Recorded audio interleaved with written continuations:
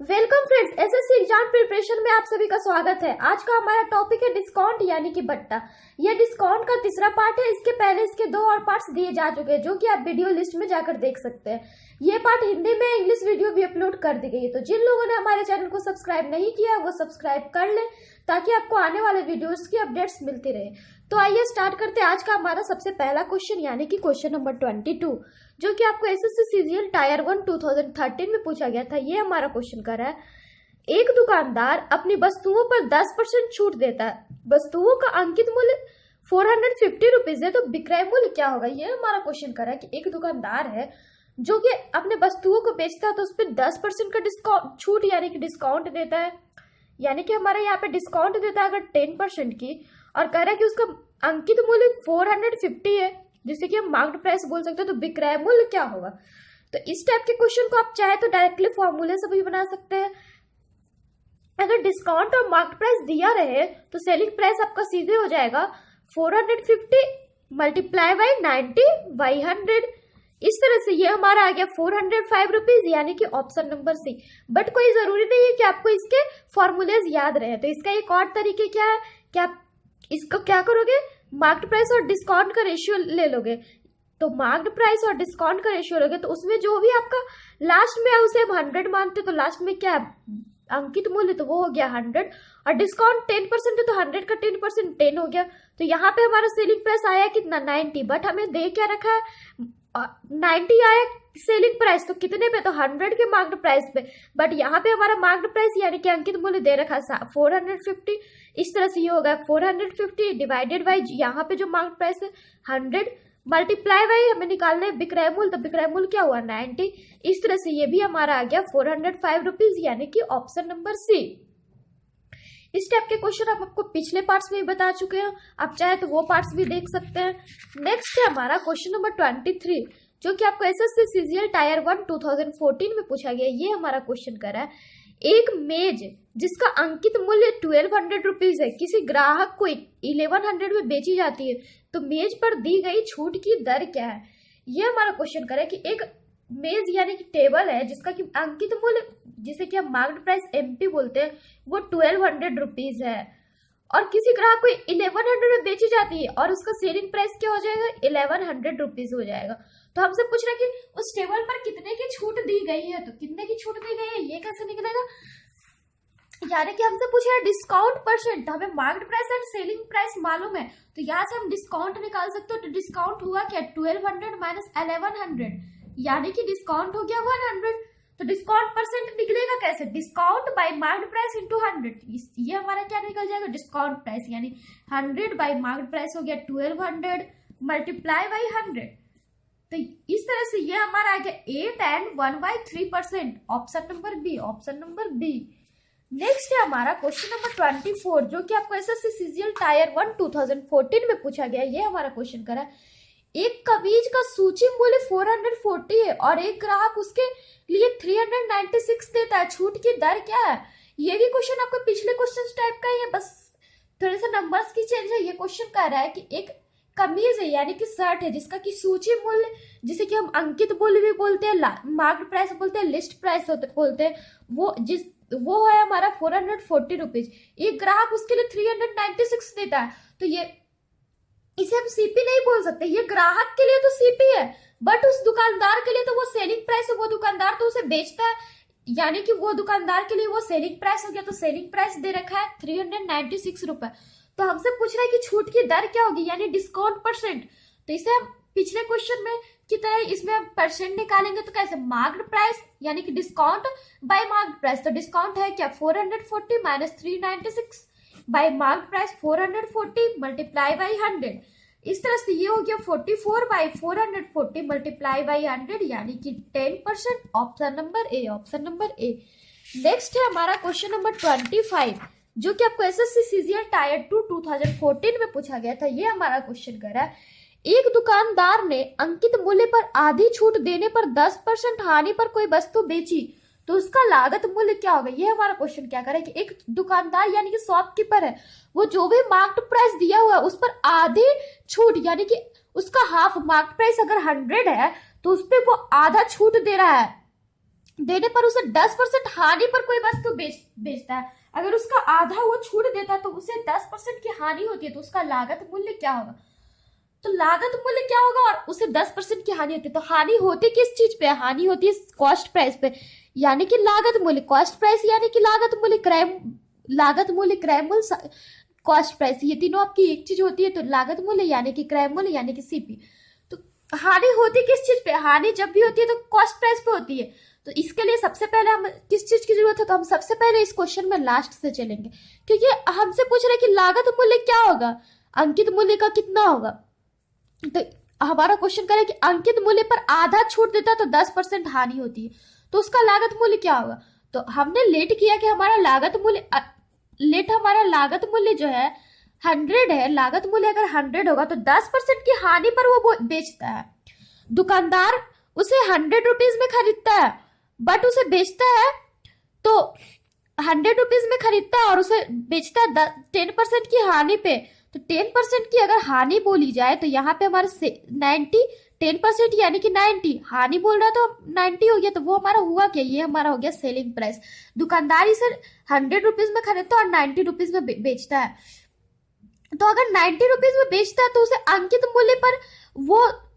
मूल्य पर आधा छूट देता, तब 10% हानि पर बेचता है, यानी कि हमारा मार्केट प्राइस हो क्या जाएगा? अंकित मूल्य होगा क्या? आधा पर बेचेगा। तो अगर अंकित मूल्य पर आधा पे बेचेगा तो सेलिंग प्राइस पे कितने बेचेगा? तो दुगना पे।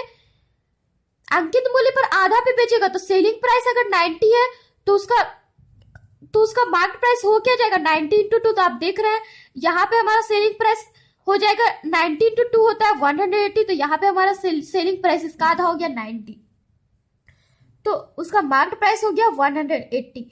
तो उसके बाद हमसे पूछ रहा है कि लागत मूल्य अंकित मूल्य का कितना है। तो इसके लिए हमें इन दोनों की रेशियो निकालने पड़ेंगे, CP by market price, selling price by market price. तो 100 बाई 180 यानी कि 5/9। तो इसका मतलब क्या है कि सीपी जो है हमारा कॉस्ट प्राइस जो है मार्केट प्राइस का 5/9 है। मार्केट प्राइस का 5/9 है, यानी कि ऑप्शन नंबर सी। इसे हम चाहते तो इसमें हम अंकित मूल्य से भी रिलेट कर सकते थे, तो वो हमारा थोड़ा सा लॉन्ग भी जा सकता था। अगर आप अंकित मूल्य को ही 100 मान लेते तो उस पर आधा छूट देगा। लेट हम करते हैं कि मार्केट प्राइस में हमने 100 माना है मार्केट प्राइस को, तो उस पर आधा छूट देगा। तो आधा छूट यानी कि हमारा सेलिंग प्राइस हो जाएगा 50। तो आधा छूट देने पर उसे 10% की हानि होती है, तो हमारा कॉस्ट प्राइस हो क्या जाएगा? 10% की हानि होगी। तो कॉस्ट प्राइस क्या होगा? यहां से हम कॉस्ट प्राइस इसका निकाल लेंगे, उसके बाद फिर जो कॉस्ट प्राइस आएगा उससे मार्केट प्राइस का रेशियो निकाल लेंगे। तो ये हमारा हो गया सेकेंड मेथड। हमारा फर्स्ट मेथड ये हुआ। तो ये हमारा क्वेश्चन कहा क्या रहा था कि एक दुकानदार है, वो अंकित मूल्य पर आधी छूट देता तो उसे 10% की हानि पर वस्तु को बेचता, तो उसका लागत मूल्य क्या होगा, यानी कि सीपी क्या होगा? तो हमने लेट कर दिया कि लागत मूल्य हमारा 100 है, तो उस पर अगर 10% की हानि होगी तो हमारा सेलिंग प्राइस कितना हो जाएगा? 90। तो मार्केट प्राइस कह रहा है कि अंकित मूल्य पर आधा छूट देता है तब उसे 10% हानि पर बेचता है, यानी कि मार्केट प्राइस अगर हमारा 2 होगा तो हमारा सेलिंग प्राइस 1 होगा। तो हम दूसरी तरफ ये भी कर सकते हैं कि हमारा सेलिंग प्राइस अगर 1 होगा तो मार्केट प्राइस 2 होगा। तो इसी तरह से अगर सेलिंग प्राइस हमारा 90 तो मार्केट प्राइस हो जाएगा 180। उसके बाद हम कॉस्ट प्राइस और मार्केट प्राइस का रेशियो निकाल लेंगे, 100 बाई 180 इक्वल टू 5/9। तो इस तरह से हमारा कॉस्ट प्राइस क्या हो गया? मार्केट प्राइस इंटू 5/9, अंकित मूल्य का 5/9, यानी कि ऑप्शन नंबर सी। हम इसे आपको दूसरे मेथड से क्या कर सकते हैं? दूसरे मेथड से सॉल्व करने के लिए हमने अंकित मूल्य को 100 मान लिए, उसके बाद आधा छूट देने पर कह रहा है कि उसे 10% हानि पर बेचता है, तो आधा छूट देगा तो 50 रुपीज हो गया। उसके बाद इसे 10% हानि पे बेचेगा, सॉरी ये हमारा 50 पे बेच दिया, तो इस पे 10% हानि बोल रहा है, तो यहां से हम इसका कॉस्ट प्राइस निकालेंगे। उसके बाद फिर उस कॉस्ट प्राइस जो आएगा उसे हम मार्केट प्राइस से तुलना कर लेंगे, तो इस तरह से हमारा आंसर आ जाएगा cost price equal to market price into 5/9, option number C. Next है हमारा क्वेश्चन नंबर 26, जो कि आपको एसएससी सीजीएल टायर 1 2014 में पूछा गया था। ये हमारा क्वेश्चन करा, एक व्यापारी अंकित मूल्य पर 10% की छूट देता, उसे 17% का लाभ कमाने के लिए अपने सामान के लागत मूल्य से कितने % अधिक मूल्य अंकित करना पड़ेगा। ये हमारा क्वेश्चन क्या कर रहा है कि एक व्यापारी है जो कि अंकित मूल्य यानी कि मार्केट प्राइस पे 10% की छूट देता है, उसे 17% लाभ कमानी हो, तो उसे उसे अगर 17% लाभ कमानी हो तो वो अपने सामान के लागत मूल्य से कितने % अधिक मूल्य अंकित करेगा। तो यहाँ पे हमारा दे क्या रखा है कि अंकित मूल्य पर 10% की छूट देता है। तो लेट हमने किया कि हमारा अंकित मूल्य होगा 100, उस पर अगर 10% की छूट दे रहा है, 10% की छूट देगा तो यहाँ से हमारा 10% की छूट देते तो हमारा यह है हमारा अंकित मूल्य यानी कि मार्केट प्राइस। तो सेलिंग प्राइस हो क्या जाएगा 90। तो अंकित मूल्य पर अगर 10% की छूट देता तो उसे 17% का लाभ होता है। तो उसे अगर 17% के लाभ कमाने तो वो अपने सामान के लागत मूल्य से कितने % अधिक मूल्य अंकित करना पड़ेगा। अगर व्यापारी अंकित मूल्य पर 10% की छूट देता है, उसके बाद करें कि 17% का लाभ अगर कमाना तो वो अपने सामान के लागत मूल्य से कितने % अधिक मूल्य अंकित करेगा। तो यहाँ पे हमने मार्क प्राइस निकाल लिया, सेलिंग प्राइस निकाल लिया। तो अगर लागत मूल्य से कितने % अधिक मूल्य पर अंकित करना पड़ेगा, तो सबसे पहले हम इसे 17% का लाभ कैसे कमाएगा, तो यहाँ से हम इसका कॉस्ट प्राइस निकालेंगे। तो कॉस्ट प्राइस क्या होगा, यहाँ से हम इसका कॉस्ट प्राइस निकालने के बाद इसका अंकित मूल्य से इसे तुलना करेंगे तो इस तरह से ये हमारा आंसर निकल जाएगा। आप इसे खुद से सॉल्व करो, अगर आपसे नहीं होता तो हमें आप कमेंट बॉक्स में कमेंट कर सकते हो। नेक्स्ट है हमारा क्वेश्चन नंबर 27, जो कि आपको एसएससी CHSL DEO 2014 में पूछा गया था। ये हमारा क्वेश्चन कर रहा है, एक्स किसी वस्तु पर 10% की छूट प्राप्त कर खरीदता है और इसे बाई को 10% लाभ पर बेच देता है। अंकित मूल्य और जिस पर बाई ने खरीदा के बीच का अनुपात क्या है। यह हमारा क्वेश्चन कर रहा है कि एक्स जो है किसी वस्तु पर 10% की छूट प्राप्त करके खरीदता है उस वस्तु को और इसे बाई को 10% लाभ पर बेच देता है। तो अंकित मूल्य और जिस पर बाई ने खरीदा के बीच का अनुपात क्या है। तो सबसे पहले इस क्वेश्चन के लिए हमें सबसे पहले हमें सबसे पहले क्या करेंगे कि अंकित मूल्य इसका है क्या, क्योंकि अंकित मूल्य पर 10% की छूट प्राप्त कर खरीदता है। तो सबसे पहले हमें इसके अंकित मूल्य मानना पड़ेगा। तो लेट किया कि इसका अंकित मूल्य 100 है, लेट इसका अंकित मूल्य 100 है। तो अंकित मूल्य पर अगर 10% की छूट प्राप्त करके खरीदता है तो 100 से कितने पर खरीदेगा, तो CP फॉर x कितना हो गया, 100 से 100 इंटू 90/100 पे खरीदेगा यानी कि 90 रुपीज में खरीदेगा। और फिर कह रहा है कि इसे बाई को 10% लाभ पर बेच देता है, यानी कि C अगर उसे 90 रुपीज में खरीदता है तो बाई को वो बेचता है 10% लाभ पे। तो CP फॉर बाई का CP क्या हो जाएगा, बाई का CP यानी कि आप बोल सकते हैं सेलिंग प्राइस ऑफ x का सेलिंग प्राइस और बाई का CP हमारा सेम होगा। तो अगर 10% लाभ पर बेचता तो 90 इंटू 110/100, तो ये हो गया 99। फिर हमसे पूछ रहा है कि अंकित मूल्य और जिस पर बाई ने खरीदा के बीच का अनुपात क्या है, यानी कि mark price ratio CP for by. तो वो क्या हो गया 100/99, यानी कि ऑप्शन नंबर डी। ये हमारा क्वेश्चन क्या कर रहा था कि एक्स जो है किसी वस्तु पर 10% की छूट प्राप्त करके उस वस्तु को खरीदता है और इसे बाई को 10% लाभ पर बेच देता है। अंकित मूल्य और जिस पर बाई ने खरीदा के बीच का अनुपात क्या है। हमारा क्वेश्चन कह रहा है कि एक्स जो है कोई वस्तु को 10% की छूट पर खरीदता, तो सबसे पहले वो 10% की छूट पर खरीदता तो वो सामान तो वो 10% की छूट पर खरीदता है, पर उसके लिए हमें सबसे ज्यादा जरूरी क्या है, उसके मार्केट प्राइस जानना। तो इसका मार्केट प्राइस सबसे पहले हमने लिख किया कि इसका मार्केट प्राइस जो सामान का है, सामान का मार्केट प्राइस ऑफ वस्तु का यानी कि आर्टिकल का हमने लेट किया कि 100 रुपीज है। तो फिर कह रहा है कि एक्स उस वस्तु को 10% की छूट प्राप्त करके खरीदता है, यानी कि जो हमारा कॉस्ट प्राइस फॉर एक्स आएगा वो होगा 100 इंटू 10% की छूट का रहा, यानी 100 इंटू 90/100। तो ये हमने 10% की छूट बोला तो इसे 90 कैसे लिख दिया। तो हम यहाँ पे एक रेशियो निकालते हैं मार्केट प्राइस और डिस्काउंट का। 100 रुपीज का वस्तु है और 10 रुपीज अगर 10% डिस्काउंट दे रहा है यानी 10 रुपीज, तो हमारा सेलिंग प्राइस होता क्या है, मार्केट प्राइस माइनस डिस्काउंट यानी कि 90। तो आप इसे डायरेक्टली 90 भी लिख सकते थे। तो CP फॉर x हो गया 90। फिर कह रहा है कि और इसे बाई को 10% लाभ पर बेच देता है, यानी कि सेलिंग प्राइस ऑफ x उसे कितने रुपए में बेचता है, तो 10% लाभ होगा तो 90 मल्टीप्लाई बाय 110/100 यानी कि 99 रुपीज में। तो ये जो हमारा SP ऑफ x होगा, तो अगर x उस वस्तु को बाई के पास बेचता है तो वो तो एक्स के लिए सेलिंग प्राइस होगा, बट वो बाई के लिए क्या हो जाएगा, कॉस्ट प्राइस। यानी cost price for Y equal to 90 into 110/100 यानी कि 99। फिर हमसे पूछ क्या रहा है कि अंकित मूल्य और जिस पर बाई ने खरीदा के बीच का अनुपात क्या है, यानी हमसे पूछ रहा है मार्केट प्राइस और बाई के कॉस्ट प्राइस का रेशियो, यानी 100:99 होगा। Option number D. आप इसे चाहते हो तो एक्स मान के भी बना सकते हो, तो एक्स मान के बनाते तो कैसे होता, मार्केट प्राइस ऑफ आर्टिकल हो जाता है x, cost price for x क्या हो जाता, कॉस्ट प्राइस फॉर एक्स हो जाता है एक्स इंटू 90/100 यानी कि 90x/100।